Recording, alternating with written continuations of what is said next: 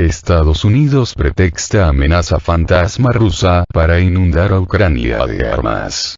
Rusia señaló que Estados Unidos y sus aliados occidentales buscan suministrar armas a Ucrania, razón por la cual acusan a Moscú de lanzar una amenaza fantasma. En el contexto de una amenaza fantasma y artificialmente azotada que supuestamente emana de Rusia, los países occidentales continúan inundando a Ucrania con armas, denunció el martes el embajador adjunto de Rusia ante la Organización de las Naciones Unidas, ONU, Gennady Kuzmin. Es más, lamentó, los países occidentales buscan complacer las provocaciones de Ucrania en lugar de obligarla a ejecutar los acuerdos de Minsk, aprobados por el Consejo de Seguridad de Naciones Unidas. La política de estos países sigue causando muertes entre la población civil en el este de Ucrania, donde el gobierno ucraniano ha lanzado una guerra no anunciada durante muchos años, tal y como advirtió el diplomático ruso. De hecho, el líder de los senadores republicanos en Estados Unidos, Mitch McConnell, insistió el mismo martes en la necesidad de que Washington despliegue tropas en Europa del Este tras acusar a Moscú de buscar invadir Ucrania. En particular, el representante estadounidense expresó su apoyo al traslado de las tropas de la Organización del Tratado del Atlántico Norte, OTAN, y algunas de Estados Unidos a Polonia, Rumanía y los países bálticos con el fin de disuadir a Kremlin de una supuesta invasión contra su vecino Ucrania.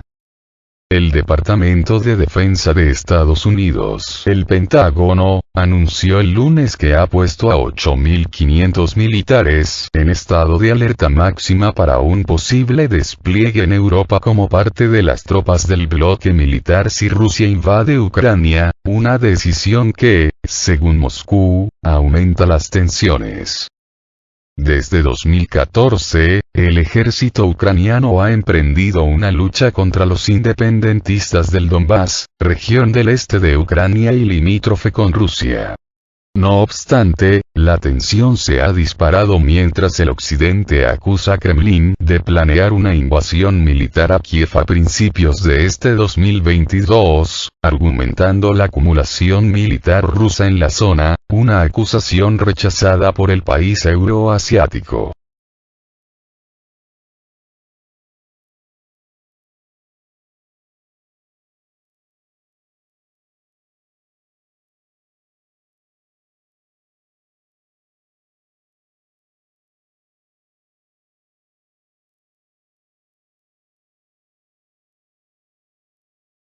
La Unión Europea frena el ardor guerrero de Estados Unidos y la OTAN en Ucrania. La OTAN parece haber superado la muerte cerebral que le diagnosticó el presidente francés, Emmanuel Macron, para pasar al delirium tremens y alentar la tensión en Ucrania sin el acuerdo de muchos de sus miembros europeos.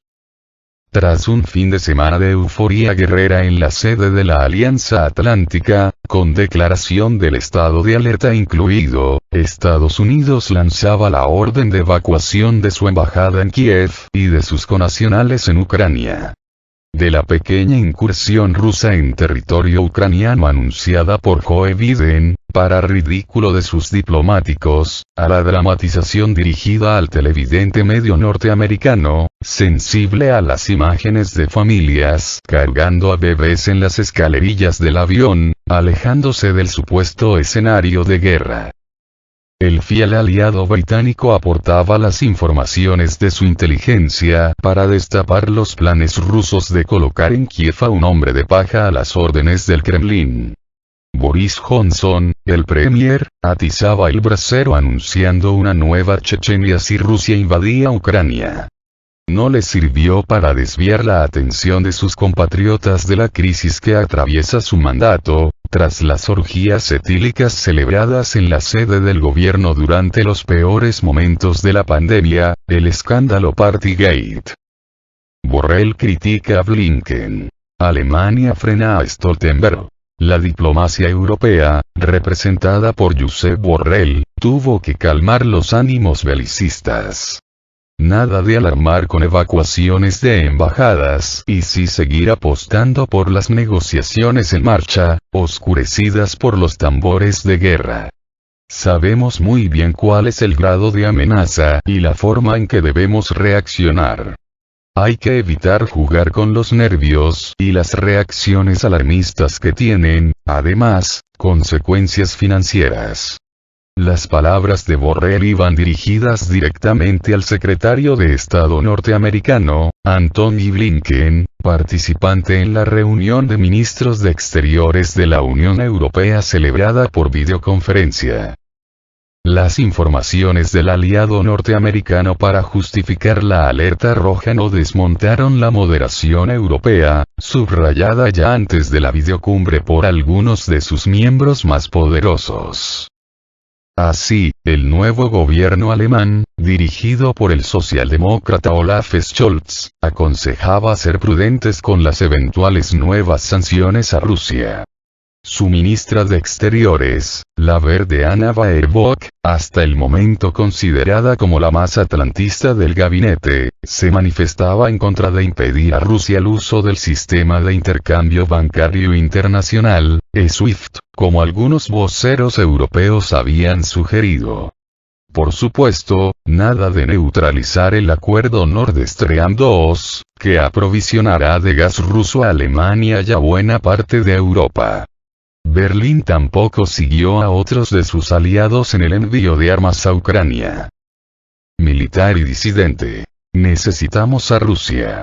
Las reservas alemanas se producían poco después de que el jefe de su armada, Kazimierz Schoenbach, se viera obligado a dimitir tras haber manifestado que hablar de invasión rusa no tenía sentido, que Crimea nunca volvería a Ucrania, que había que respetar a Vladimir Putin y que necesitamos a Rusia contra la política china.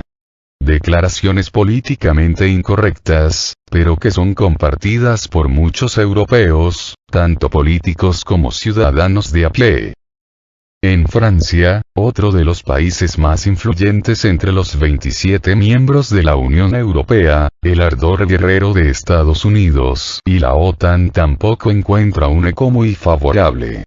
Los franceses están inmersos en una campaña electoral donde la política exterior tiene poca cabida, aparte la implicación militar francesa en África.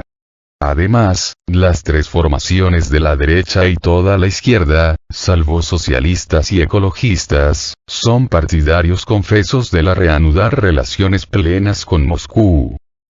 Jens Stoltenberg sabe que París y Berlín no son favorables a la ampliación de OTAN hacia el este de Europa. En sus declaraciones del lunes 24 de enero, el jefe de la organización militar enumeró como mejores alumnos europeos a Dinamarca, Países Bajos y España. ¿La Unión Europea por la OTAN? Mientras las negociaciones siguen avanzando entre el ruido provocado por actores interesados, la Unión Europea se vuelca en apoyo financiero al gobierno de Kiev y anuncia una ayuda de 1.200 millones de euros, a los que se sumarán otros 6.000 millones en inversiones, según anunció la presidenta de la Comisión, Ursula von der Leyen. Desde 2104, Ucrania ha recibido de la Unión Europea 17.000 millones de euros. Un maná que sería solo un aperitivo de lo que supondría su ingreso en la Unión Europea, la alternativa que Kiev debería buscar, según algunos asesores comunitarios, antes que seguir insistiendo en su quimérica entrada en la OTAN.